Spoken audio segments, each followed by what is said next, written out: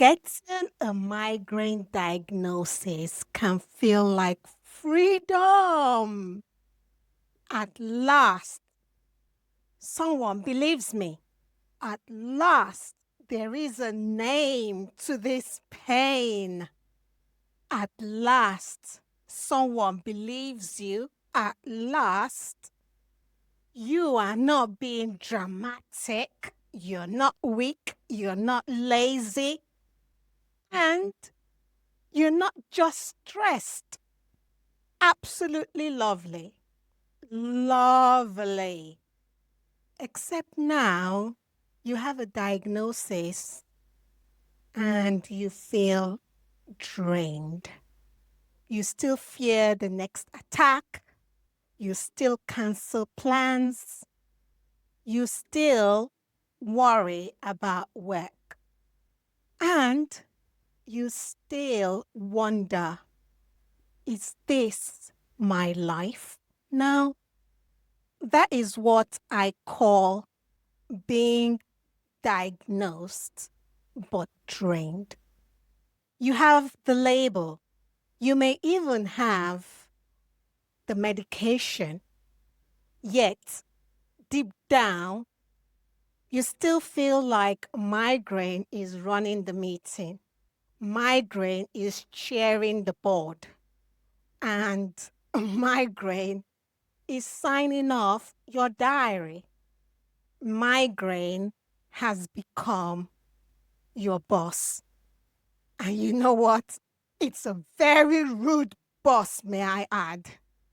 Today, I want to talk to you about why you still feel drained even after you've gotten a diagnosis, why you feel exhausted, why medication alone is not enough, and how to move from fear to control. Hello, if we've not met, my name is Gospel Eadweardfilia, and I help professionals just like you who are living with chronic migraine rebuild their health, their confidence, work, and purpose. I've been a registered pharmacist for over a decade now, and I am on a mission to help you guys living with chronic pain, chronic migraine in particular, to get to a place where you feel relief, confident, and you're rebuilding your health and work with purpose. Have you ever felt like you are living your life in between two attacks? Not really living and just waiting to see if the pain will come back, waiting to see if you'll be able to manage work tomorrow, waiting to see if you have to cancel again, waiting to see if your body will embarrass you in public. This is one of the quietest part of migraine.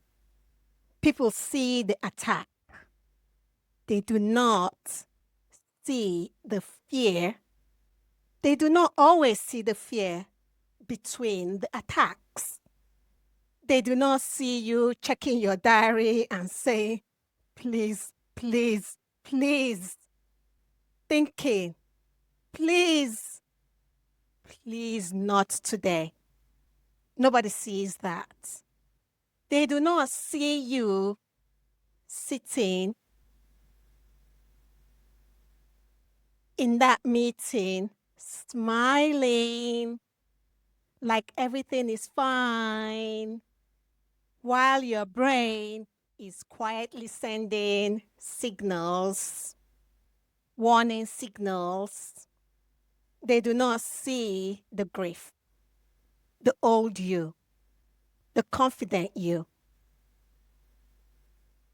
the version of you who used to make plans without checking the weather, without checking their hormones, without checking your sleep, your plans, your hormones, your snacks, the lighting, the noise level, and whether someone has decided to wear perfume strong enough to baptize the whole room.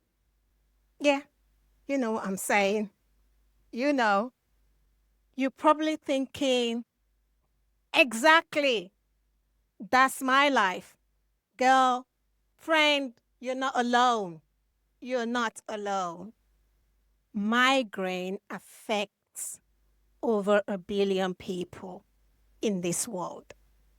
And head pain disorder can affect your life, your social life, quality of your life, your family life. In the UK, migraine is linked to a huge work loss. One migraine trust review showed that it estimated that migraine related absence or reduced productivity may equal to almost 68 million lost work days a year. That is just not a number. That's your promotion. That is someone's business idea, someone's confidence, someone's income, someone saying, I used to be so capable. Let me tell you a story. Let's call this person Tara. Tara was a really successful marketing executive. You know, she's on point, she's smart, she's busy, she's confident, trusted. She is the person you want on your team to execute stuff for you. When you want something fixed, call Tara. For years, she was told her head pain was just because of stress. Because, being a marketing executive, you're taking on a lot, Tara. You're just stressed, reduce your workload. Oh, you're under too much pressure, Tara. Too much screen time. Too much life, basically, is what they were telling her. And she was thinking the same thing. One day, she finally got diagnosed. Chronic migraine. She now had a name to the torture that she had been going through for years. At first, she felt relief. I mean, imagine you now can put a name to the thing that has been plaguing you for such a long time. You're thinking to yourself that are you going crazy? And now she knows what to call it. Migraine. What a relief. That now is not just in her head. It's not just stress. It's not just pressure. It's not just screen time too much. Yeah, maybe they all contributed, but at least now she has a name and she felt relief. There was the name, there was the reason, and best of all, a medical explanation of what was going on. The doctor gave her medication, a triptan. Take them when the pain starts. She was instructed. So she's obedient, she took them. She was instructed. At first, they helped. Then the attack kept coming back. Faster, harder, fiercer. So coming back even more often. It's like, but I'm doing what the doctor told me to do. I'm doing what the pharmacist told me to do. I'm doing what the medication is supposed to be doing. Why is this happening more often? Why? Some months even, Tara was taking the medication month and after month, again and again and again, trying to stay functional.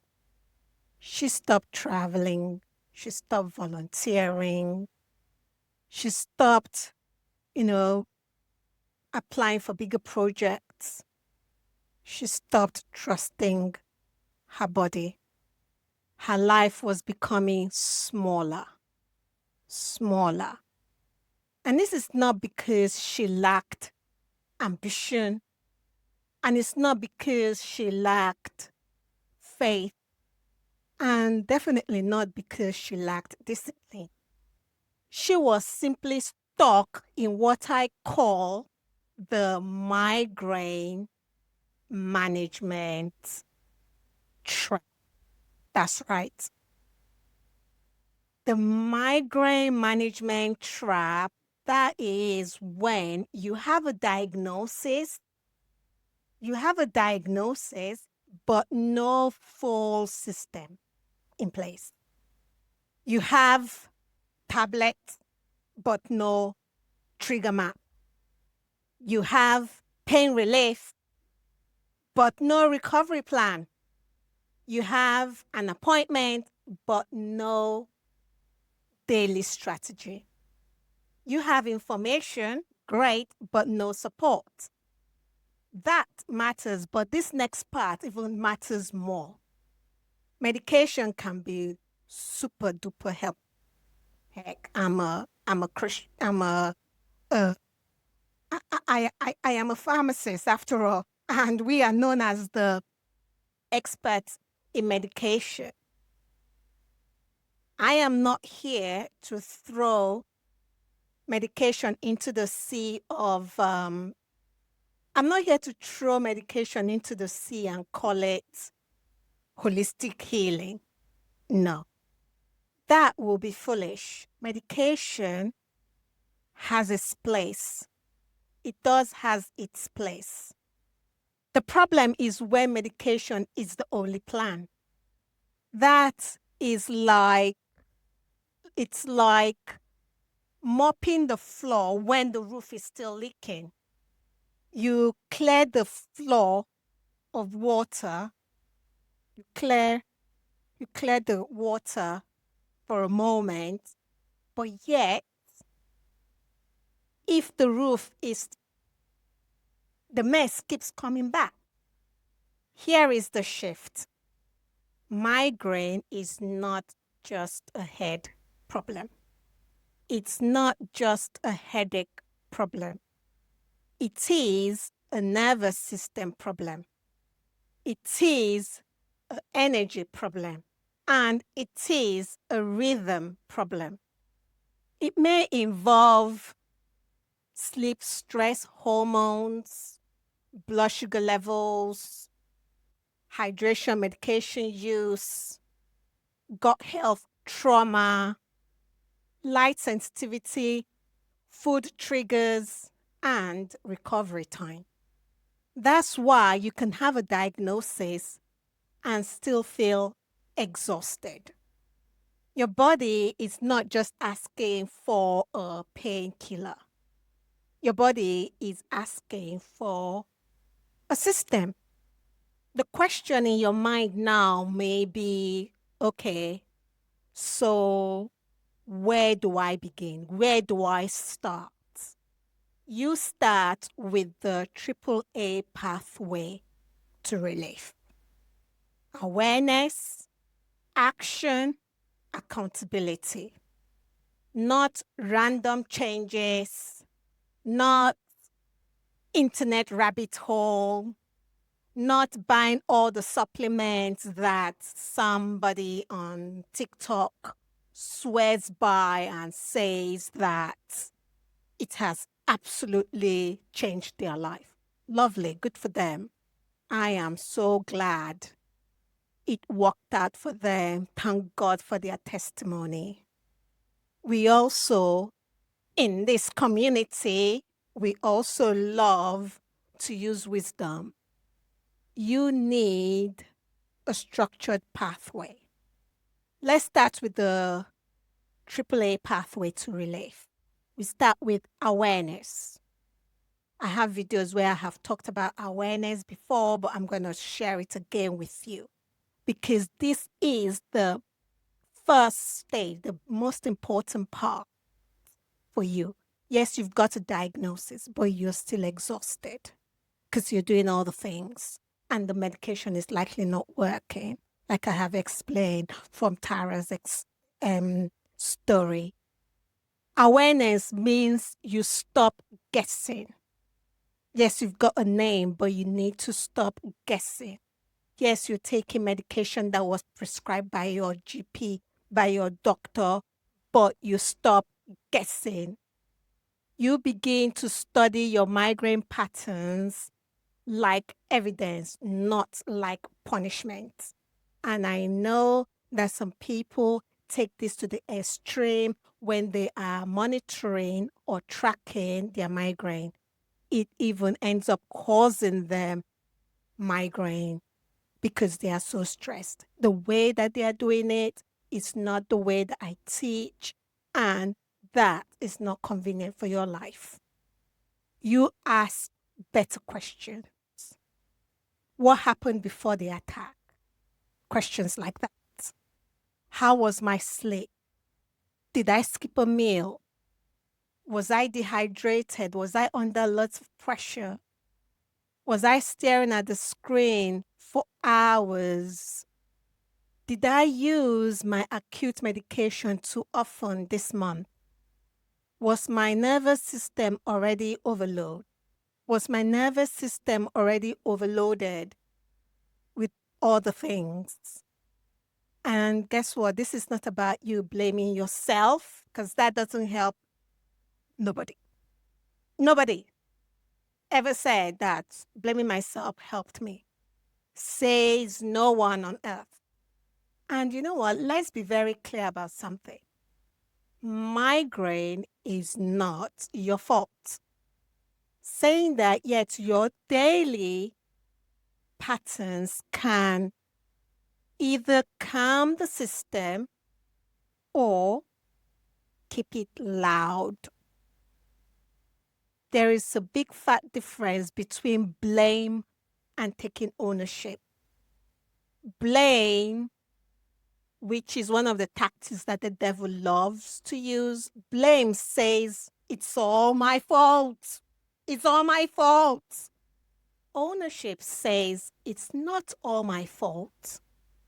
I was fearfully and wonderfully made, so I can still influence my next step. That is where you take back the power. The devil tries to convince you that it was your fault by telling you lies. Talking rubbish express. But when you stand on what you know in your knowing and you say, I am fearfully and wonderfully made. This is not all my fault, but I'm going to take ownership and I'm going to influence the next step, the next action I take. And this is where I talk to you about step number 2 of the AAA pathway to relief, which is action. Awareness without action is just like, it just becomes like another notebook filled with good intentions. Absolutely not what we want in this street. We are no longer playing that game, are we? When we know something and we've journaled it all in our notebook, what we need to now do is now take action. Take action. You know, when we don't know anything, just like in Hosea, it says, my people perish because of lack of knowledge. Because they are here walking down the street, dumb as a rock. But now you're like, you say to yourself, okay, I'm no longer living in Dumb Express.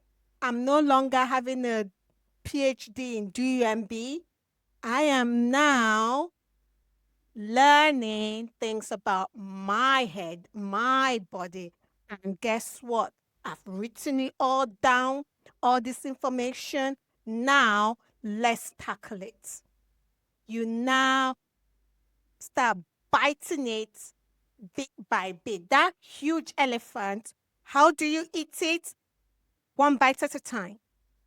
When one of my mentors told me about this analogy of the elephant years ago and say, how do you eat an elephant? How do you eat something that is super huge in your mind? How do you tackle it? You tackle it one bite at a time. You break it down step by step. You take action.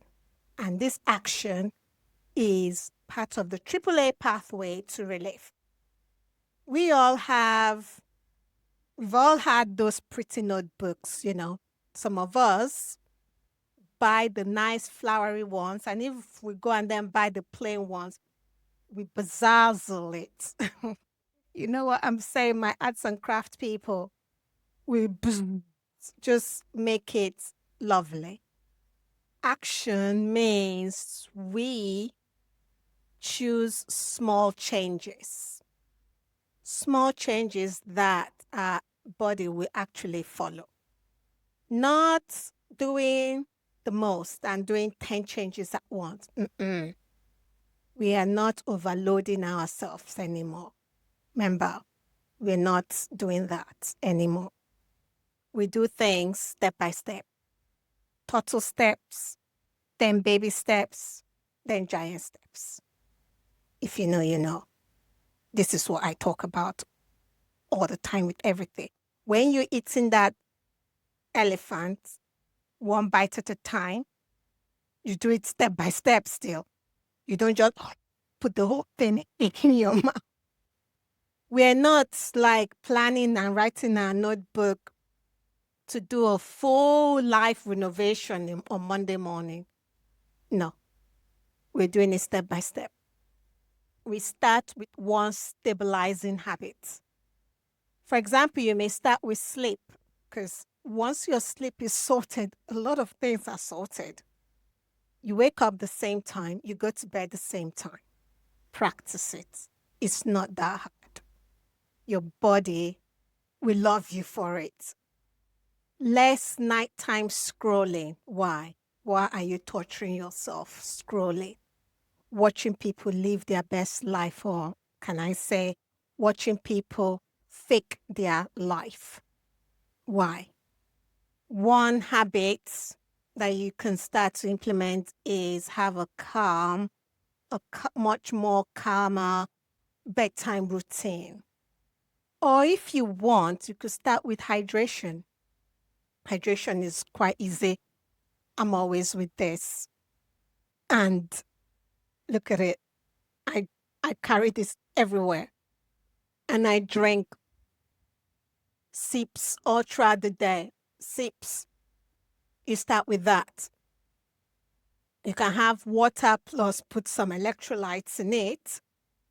This one you have to be super careful, because you cannot just go and be buying any kind of electrolytes on Amazon and think that is okay. No. Not all supplements are good for you. I normally put apple cider vinegar in mine. But once in a while, I will put something else in there. Could be rosemary, because I've got a garden full of herbs. Take some rosemary, cloves, sometimes mint, and then put it there and drink it all throughout the day, 2 liters or more. Or you may want to start with your food rhythm. What are you feeding your body? Because your body is your temple. Your body is made from the earth. It's a living thing.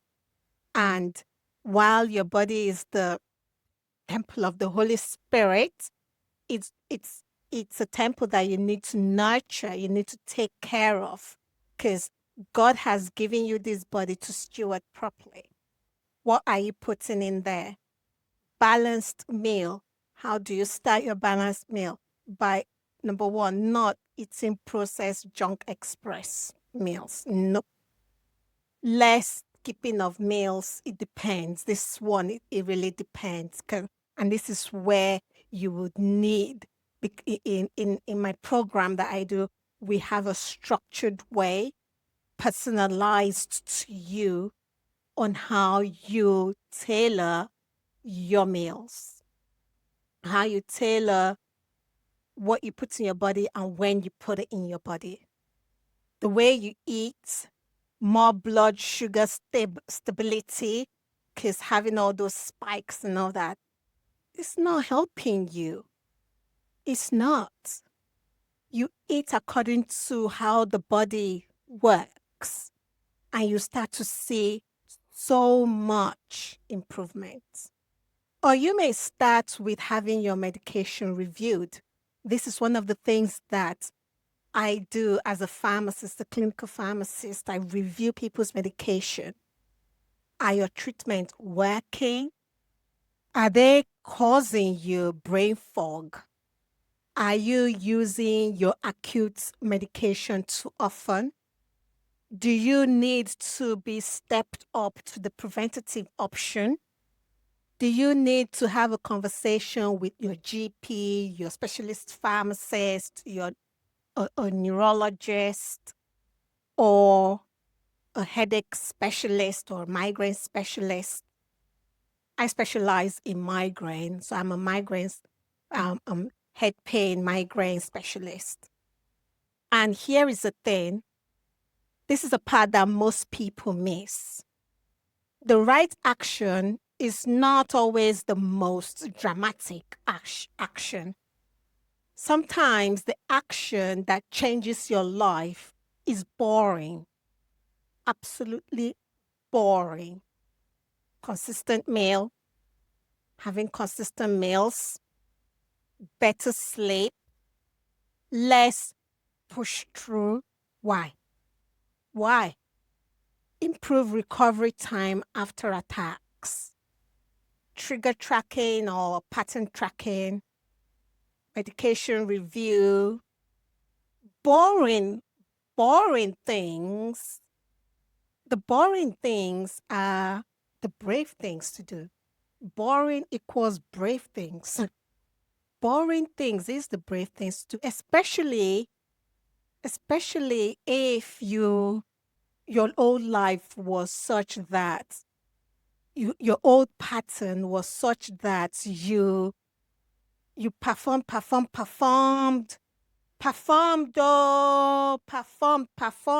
until your body said, all right, enough, and pulls the plug on you.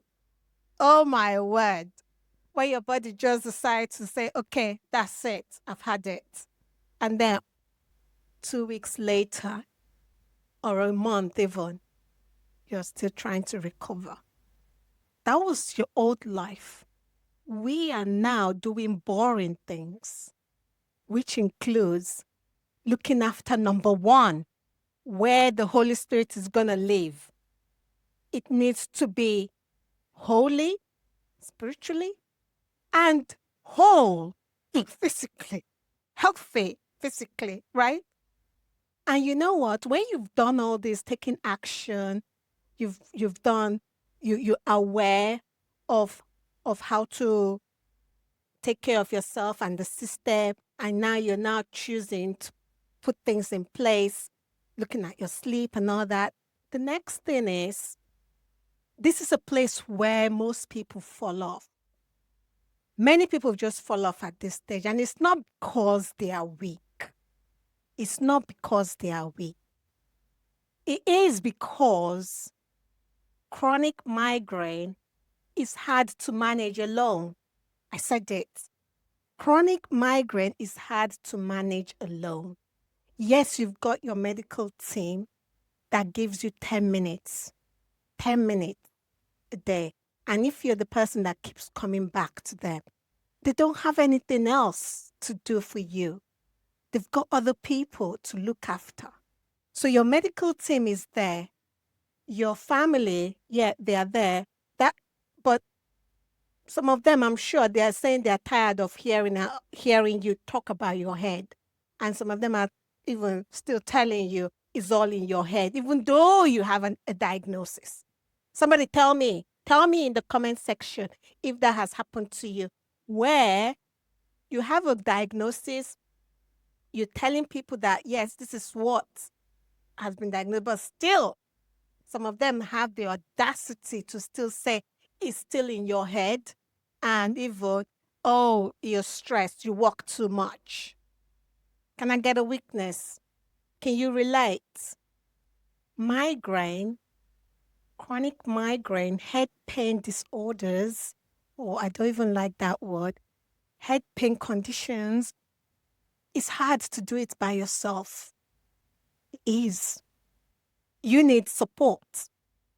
You need someone that can help you see patterns because you've got blind spots, whether you like it or yes. You've got blind spots. You need someone to help you see the patterns. Most importantly, you need someone to help you stop this trial and error cycle situation that you've gotten yourself in. You need someone who understands that the pain you're going through is not just pain. Someone that understands, someone who understands that it's not just pain, some ordinary pain. It's about also your work, your confidence, your faith, your identity, your future. A specialist pharmacist can help you review your medication. They can help review whether the medicine that you're taking is helping or hindering your recovery. A specialist pharmacist can help you to really identify whether you are now in that medication overuse phase. They help you identify if there's a possible medication overuse. They can help you to have they can support you with safer conversation with your other medical or healthcare professional team. They can help you think about other evidence-based alternatives, evidence-based options like magnesium, vitamin B, riboflavin, CoQ10, whether these are appropriate for you, you the individual, and your body system. If it is appropriate for you to take these alternatives or other supplements. A specialist pharmacist can help you stop throwing random solutions to complex condition. And that's the point. You don't need more noise. You need a plan. Now let's answer the question that many of you are asking. You're so tired to ask it even. You are exhausted. You cannot even you cannot even ask it out loud. What's that question? Why do I still feel empty after a migraine? Why do I feel tired when the pain is gone?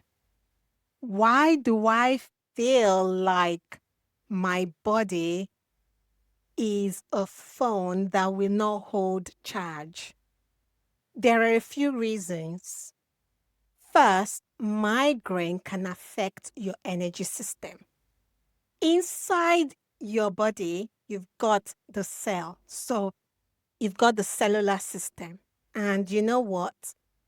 Inside your cells, you have this powerhouse station. You have this power center called the mitochondria. The mitochondria is the powerhouse for your cell. All the cells in your body have mitochondria, the energy center really of your body. So let's think of it this way. Think of mitochondria as your body's battery. For many people that are living with migraine, those batteries can be under a lot of pressure. So your cells have these batteries. These are the mitochondria. And many people that live with migraine, these batteries might be under a lot of pressure. So when you say that you feel exhausted, you're not being dramatic, you're not exaggerating. Your system is really running low because it's just being drained. Secondly, there is the migraine hangover. So I've talked about in my previous videos about the phases of a migraine attack. They're about, well, I'll just say most commonly there are 4 phases. There's a 5th one, but we don't talk about that. And after the pain phase, which is the headache phase, the 3rd phase, many people enter the postdrome phase. This can leave you feeling tired, foggy, weak, sensitive, and just emotionally flat. You may look fine. You're no longer having the pain. You may not even, you may not feel fine. You're not feeling yourself. You look fine, but you're not feeling yourself. You're not feeling fine. And sadly, this is where people expect you to bounce back. Meanwhile, your brain is saying, Madam, look, not so fast. We're still under maintenance. And it's true, because your body has gone through a process. And so it's natural for you to feel drained, exhausted. Thirdly, your nervous system can become sensitive. Light feels louder. Light is a lot sharper. The sound is louder. The smell feels mega aggressive. And, your brain works harder to process ordinary life. And that process burns energy. The 4th one is using acute medication too often can sometimes keep the pain cycle going. You might think, what are you saying, Gospel? But there are certain acute medication, in fact, all of them, that you take. If you keep taking them, your brain starts to, trigger more pain and more pain. I shared this in one of my other videos as well. And you remain in that pain cycle. And this is why having a medication review is important. And it's not because medication is bad, more so because the wrong pattern can keep you stuck. Now, let's imagine something completely different.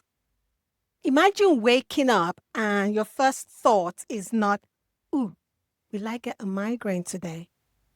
No. Imagine planning your holiday without fear sitting inside your suitcase. Imagine going to work with a plan, not panic.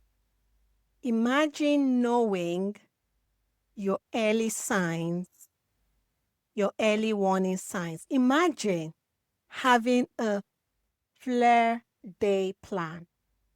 Imagine having that flare this strategy and then imagine no longer hiding in shame.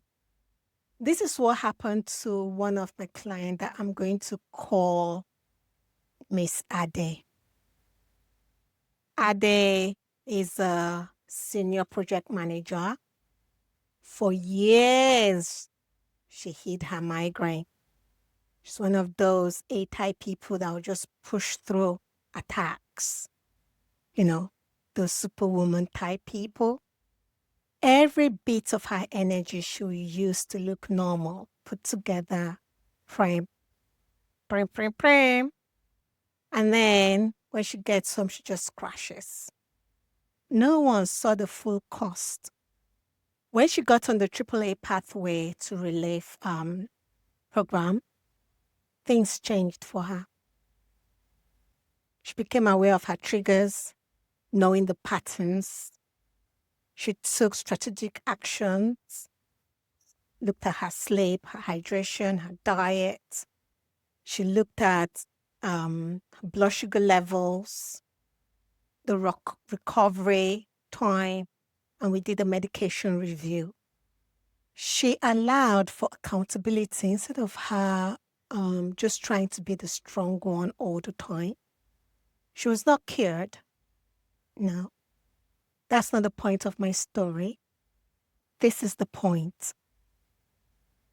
She stopped living under migraine's permission. She started leading her life again. Not perfectly, not without symptoms, yet with more control, more confidence, more language, more peace of mind. And that is the difference between surviving and rebuilding to excelling. Now, let's be honest. Failure does not always look like giving up. Sometimes failure looks like sitting through another Zoom meeting with sunglasses on and pretending that the screen is not attacking your brain. Sometimes failure looks like you sitting on the toilet at work during a flare-up. Sometimes failure looks like you saying, I'm fine, when you're not. Sometimes failure is you taking another sick day and feeling guilty because you're feeling guilty even before you send the email. Failure looks like another sick day, and you're here feeling guilty before you even send the email. And sometimes failure is you sitting down in a corner, tears rolling down your eyes, grieving the version of you, the version of yourself that you used to be. Here is the real issue. You can be high achieving and still need help. You can be faithful and still need treatment. You can be strong and still need rest. You can be educated and still need guidance. Strength is not pretending you're fine. Strength is learning how to respond wisely. As a Christian, I believe that we were placed on this earth to work. We've got a purpose that we need to accomplish by the grace of God. Yet, saying that, we were created to rest. Our Shabbat is not God being soft. Our Shabbat was God being wise. He had that. He rested, a good role model. Your body was not designed to be driven like a machine with no service plan. Even machines have a service plan. Why won't you rest? Why would you inject plan in your life? Machines get maintenance. Many of us treat our laptop better than our nervous system. Think about that. And we just act surprised. That's the part that gets I just think to myself, what? When we treat our computers, our laptop better than our nervous system, why are we acting surprised when our body starts to send us resignation letter in the form of symptoms? Why? Rest is not laziness. Recovery plan is not weakness. And planning is not fear. Planning is not fear that it's going to happen. It is stewardship. You are stewarding your health, your work, your calling, and your future. So here's what I want you to take. I want you to take from this teaching today. A diagnosis is important. Yes, take. Medication can be helpful. Yes, take. Yet, a diagnosis and medication is not always a full plan. When you've got a diagnosis and yet you feel drained, you need a system. You need awareness, you need action, you need support, accountability. And that's how you move from fear to control, from guessing to understanding, from surviving to rebuilding, from living between attacks to living beyond them. You're not weak. You're not lazy. You're not broken. You are overdue. You're way past overdue for a plan, a better plan. Next week, I'll be talking about something I call the gray matter. If the AAA pathway to relief is the roadmap, the gray matter is the engine that you need. And it starts with the letter G. Can you guess what that is? A hint is that it is one thing that many people, they skip when they are trying to heal. Without this, they get stuck